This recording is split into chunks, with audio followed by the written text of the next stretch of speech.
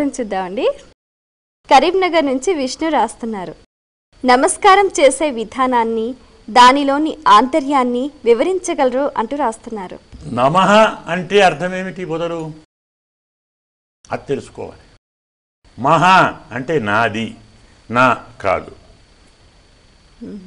నమః అంటే నాది కాదు. ఇది ప్రధానం. త్యాగం దీనికి ప్రధానం. స్వార్థరాహిత్యం ప్రధాన ఉద్దేశం. ఇదేది నాది కాదు. వాస్తవంగా ఎలా నమస్కారం చేయాలి? రెండు చేతులు ఇలా జోడించాలి. జోడించి ఇలా హృదయానికి స్పృశింపచేయాలి. ఇలా చేసి నమస్కారం. ఎందుకు అలా ఎందుకు చేయాలి? శాస్త్రం చెబుతుంది, కుడి చేయి జ్ఞానం, ఎడమ చేయి కర్మ. కుడి చేయి యొక్క 5 వేళ్ళు 5 జ్ఞానేంద్రియాలు, ఎడమ చేతి 5 వేళ్ళు 5 కర్మేంద్రియాలు. ఇలా నా 5 జ్ఞానేంద్రియాలు, నా 5 కర్మేంద్రియాలు, ఇక్కడ ఉన్న మనస్సు, ఈ 11తో నేను చేసే ప్రతి పని నా కోసం కాదు, మీకోసం. ఇది నమస్కారానికి అర్థం. జ్ఞానేంద్రియాలతోటి కర్మేంద్రియాలతోటి నేను చేసే ప్రతి పని నా కోసం కాదు, అయ్యా పెద్దలు మీకోసం.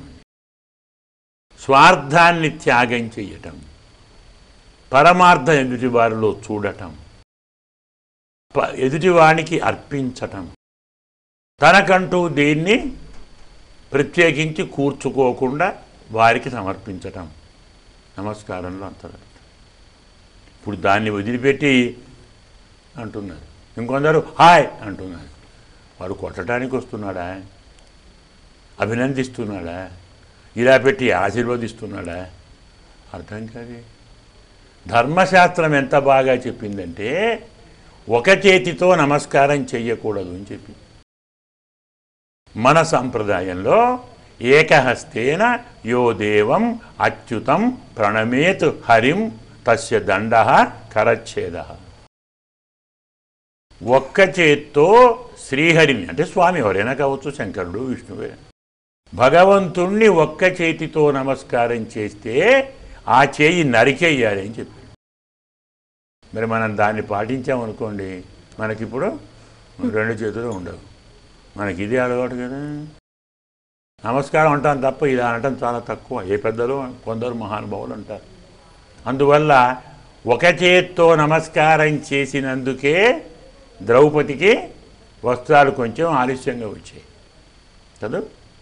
వస్త్రాపహరణం జరుగుతున్నప్పుడు ఒక చేత్తో ఇలా చీడ ముడేదో ఉంటుంది కదా, దానికి పట్టుకొని గదాపాణి ద్వారకా నిలయ అచ్యుత గోవింద పుండరీకాక్ష అదే ఎప్పుడు వచ్చాడు? రక్షమాం శరణాగతం వచ్చాడు. నీవు పట్టుకొని నన్ను పిలిస్తే ఇప్పుడు నేను చిరలిస్తే నేను కాపాడినట్ట, నువ్వు కాపాడుకున్నట్ట? నిన్ను రక్షించుకోవటానికి నీ ప్రయత్నం ఉన్నంత వరకు నేను ప్రయత్నం చేయను. కాపాడు. అన్యథా శరణం నాస్తి త్వమేవ శరణం మమ. నీవే దిక్కు, నాకేమీ నీ ఇష్టం, ఏం చేసుకుంటావో చేసుకో. కాపాడుకుంటావా పోగొట్టుకుంటావా నాకెందుకు? పరిపూర్ణంగా భార వేసిన నాడే స్వామి కాపాడుతాడు. ద్రౌపది కూడా మొత్తం అప్పచెప్పితేనే కాపాడాడు కదా. కాబట్టి ఇది పరమార్థం. నేను చేసేది నాది కాదు, ఇదేది నా కోసం కాదు, 10 మంది కోసం, మీకోసం. త్యాగం, స్వార్థరాహిత్యం, ఉదార భావం నమస్కారంలో ఇమిడి ఉన్న